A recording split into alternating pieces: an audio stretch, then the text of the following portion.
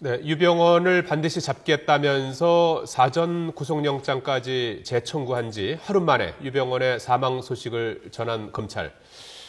마지막까지 헛발질을 했다는 비판이 연이어 나오고 있습니다. 네, 그런데 경찰 역시 다를 바 없습니다. 시신을 비롯한 단서가 널려 있음에도 불구하고 40일이 넘도록 유병언의 존재 자체를 몰랐습니다. 네, 검찰 출신의 김광삼 변호사 그리고 범죄심리 전문가 건국대학교 경찰학과 이웅혁 교수와 함께 검경 수사의 문제점 무엇이 있는지 짚어보도록 하겠습니다. 두 분 어서 오십시오. 어서 오십시오. 네, 반갑습니다. 네. 자, 먼저 주제어 보시겠습니다.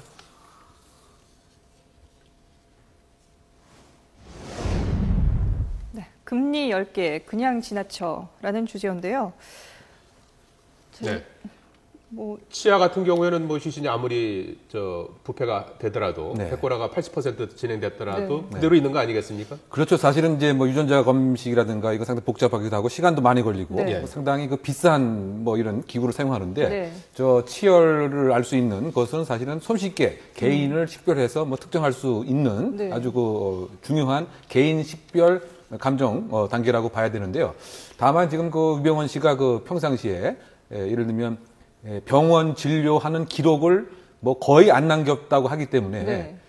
예를 들면 개인 인척에게 치과 진료를 받았는가 모르겠지만 네. 어쨌든 10개가 이제 금리를 갖고 있다. 이것은 이제 알려져 있었기 때문에 부검을 하면서 담당 검사 또는 경찰관 역시 마찬가지겠지만 좀 더 집중을 해서 유병언과의 연관성 여부를 관심 갖고 있었다고 한다면 사실상 이 DNA 검사에 이르기 전에도 사실은 특정을 할 가능성이 상당히 있지 않았느냐. 네. 그런 아쉬움이 상당히 큽니다. 근데 사실 유병언이 금리 10개를 가지고 있다는 걸 몰랐다 하더라도 일반적으로 노숙자가 금리를 10개나 하고 있기는 좀 힘든 상황 아니겠습니까? 그러면 뭔가 좀 다른 상황을 좀 의심해보고 이랬더라면 좀 이게 사건 자체가 좀 빨리 해결되지 않을까 싶은데요. 물론 그렇죠. 사실 어떻게 본다면 초등학교 학생의 네. 어떤 상식 기준만 있어도 순천 별장에서 2km 안에서 사체가 발견됐고 네. 더군다나 그 시점 자체가 바로 금수원 급습 별장 급습을 했던 그 다음 날이란 말이죠. 네네. 그러면 조금만 관심을 가졌다고 한다면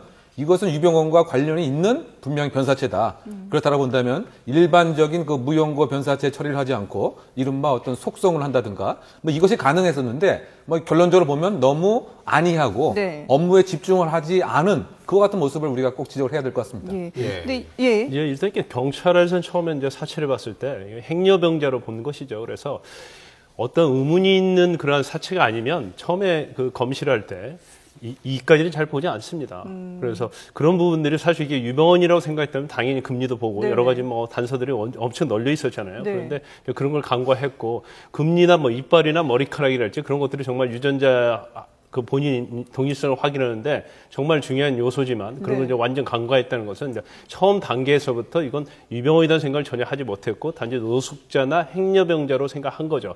그래서 그런 것들이 모든 것들이 간과되다 보니까 이런 경우가 생긴 거죠. 근데 어떻게 본다면 사실은 이게 유병언이 설령 아니더라고 하더라도 원칙적으로 보면 이게 검시라고 하는 것이 어떠한 범죄와 관련이 있는지 사망의 원인은 무엇인지 네. 이거를 꼼꼼히 살펴보는 것이기 때문에 네. 사실 설령 유병언이 아니더라고 하더라도 너무 업무를 해태하면 크다. 그런데 어쨌든 지금 전 국민이 유병언에 관한 얘기를 하고 있는 네. 2km 안에 있는 곳에서 이와 같은 일을 했다는 하는 것은 사실상 이 초동 수사의 아주 대실패다. 이렇게 얘기를 해야 할 것 같습니다. 처남 네. 유병언 회장의 처남이 치과 의사 권호균 씨가 네, 있잖아요. 네, 네. 아마 예, 이 예. 권호균 트라이건 코리아 대표가 아마 일을 다 이제 해준 것 같은데 그 당시에 금리 10개만 만약에 좀 공개적으로 이렇게 알려졌더라도 금방 확인할 수 있는 거였는데 무척 아쉬운 대목입니다. 이 사건에서 사실 금리가 발견이 안 됐다 하더라도 네. 널려 있는 것이 너무 많았잖아요. 그렇죠. 꿈 같은 널려 있는 사랑이라는- 단서들이 엄청 많았죠. 그렇게 더 볼까요? 새겨져 예, 있고요. 꿈 같은 사랑이라고 네. 그 책이 발견된 게 아니고 가방에 이렇게 쓰여 있었다는 네. 거죠. 예. 예. 유전자 감식을 통하지 않고도 얼마든지 알 수 있는 증거들이 굉장히 많은데 네. 어떻게 보면 이제 금리라는 것도 그게 알고 있었다면 정말 가장 결정적일 것이고요. 예. 꿈 같은 사랑, 그다음에 운동화랄지 잠바 같은 것도 사실 본인이 명품만 입는다는 것을 우리가 이미 언론을 통해서 수없이 방송이 돼 있기 때문에 사실 국민들은 오히려 알고 있는데 경찰이 모르고 있는 거죠. 네. 근데 사실 신발 같은 경우에는 명품으로 알려졌는데 알고 봤더니 이게 경찰이 정말 어이없는 실수를 한 거였다는 것이 밝혀졌거든요. 일단 김세호 기자 리포트를 먼저 보시고 또 얘기를 나눠보도록 하겠습니다. 유 씨가 신었던 것으로 추정되는 신발입니다. 경찰은 브리핑에서 유 씨의 점퍼와 신발이 모두 명품이라고 설명했습니다. 창의 상태로 살펴봤을 때도 상의 파카는 고가의 이태리제 로로피아나 제품으로 확인이 됐고 신발도 와시바라는 고가의 명품으로 밝혀졌습니다. 경찰 발표 직후 유병헌 씨가 소지했다던 명품에 네티즌들의 관심이 쏠렸습니다. 그런데 명품 신발 가운데 와시바라는 상품은 도저히 찾을 수 없었습니다. 알고 봤더니 경찰이 발표한 와시바는 독일어를 영어로 잘못 읽은 것으로 드러났습니다. 세탁이 가능하다는 독일어 와시바르를 잘못 이해한 겁니다. 경찰은 결국 유 씨의 신발이 너무 낡아 제품명을 정확히 확인하지 못해 일어난 일이라고 해명했습니다. 유병헌 씨를 추적하는 과정에서 곳곳에서 허점을 보인 검찰과 경찰. 유류품 분석 과정에서의 어처구니 없는 해프닝은 수사 당국에 대한 불신을 더욱 키우고 있습니다. YTN 김세호입니다. 참 이것도 어떻게 또 해석을 해야 될까요? 뭐 상당히 좀 어이없는데요. 어쨌든 네. 저게 뭐 영어로 만약에 발음을 하면 이제 워셔블 이렇게 발음을 하는 거죠. 네. 그러니까 이렇게 워시니까 세탁하고 운동화가 이제 물로 네. 세척이 가능한 것이다라고 하는 이제 뜻인데 글쎄 왜 그런가는 모르겠지만 저게 이제 명품 비슷한 뭐 신발 중에서 뭐 와시바라고 하는 뭐 그런 것이 뭐 있다라고 착각을 한 것인지 어떤지는 네. 모르겠지만 뭐 선임권을 좀 갖고 있었던 것이 아닌가. 바꿔 얘기하면 적어도 유병헌이니까 네. 그 신발조차도 뭔가 명품을 신고 있지 않을까.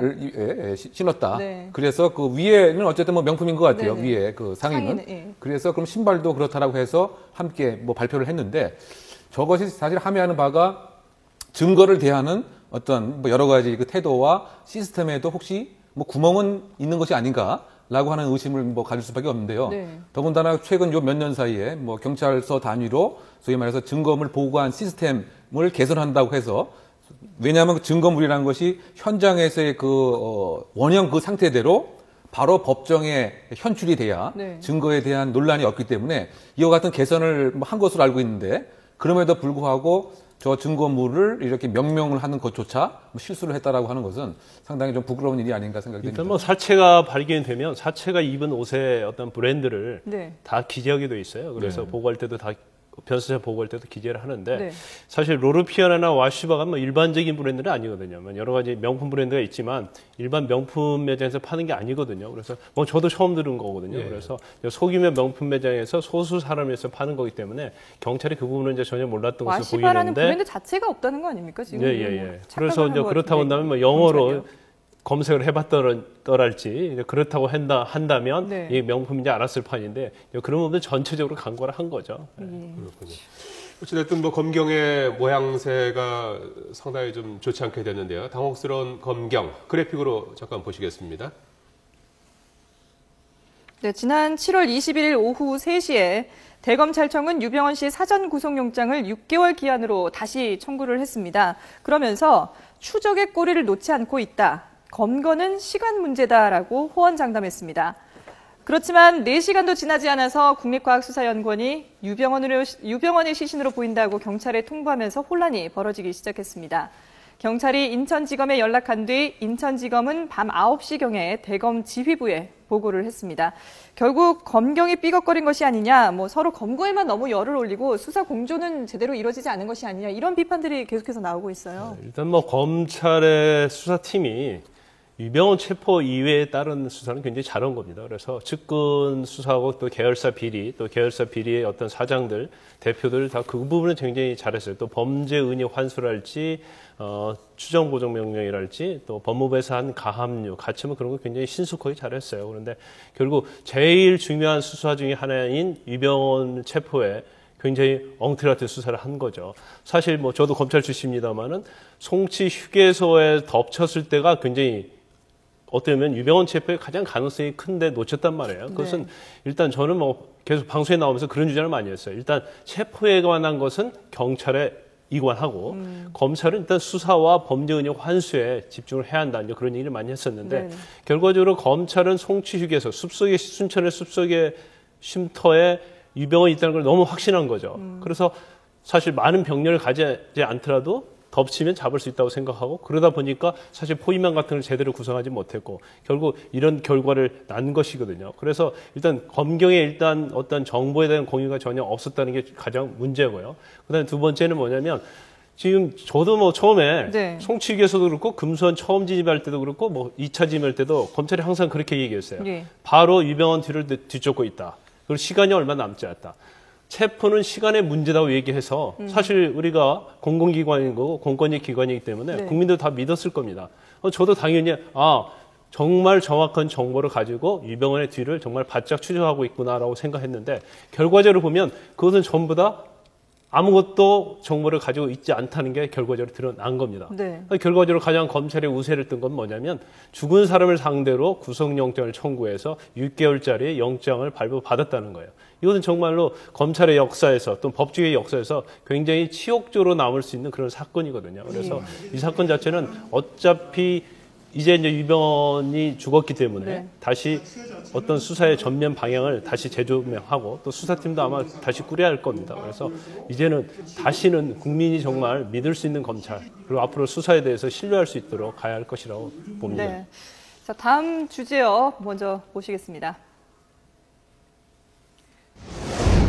조작설 난무 믿을 수 있나?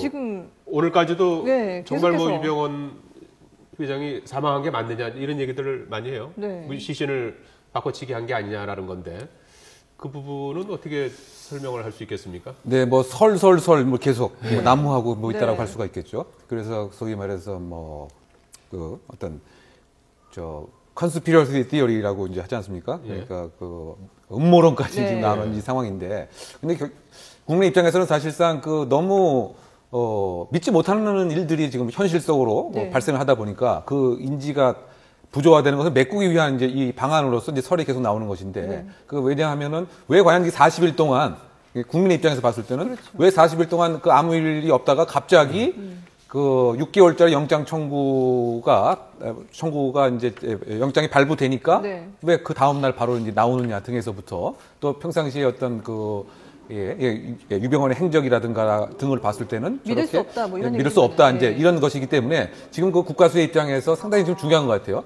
처음에 의혹 자체를 초기에 정확하게 그 과학적 증거에 의해서 제공하지 않게 되면은 네. 꼬리에 또 꼬리를 무는 뭐 유언 비어로까지 발단될 수가 있고요. 예. 그렇다 본다면 이 한국 사회에서 과연 이제 누구를 믿어야 되느냐, 결국 불신의 사회로 뭐 치닫게 되기 때문에 좀 더 정확하고 면밀한 그 최종 결과가 꼭 발표가 되어야 되지 않나 생각합니다. 저도 뭐 유병헌에게서 굉장히 관심 많이 가지고 있었지만 처음에 유병헌이 사망했다는 그러한 사체가 발견됐다는 뉴스를 듣고 네.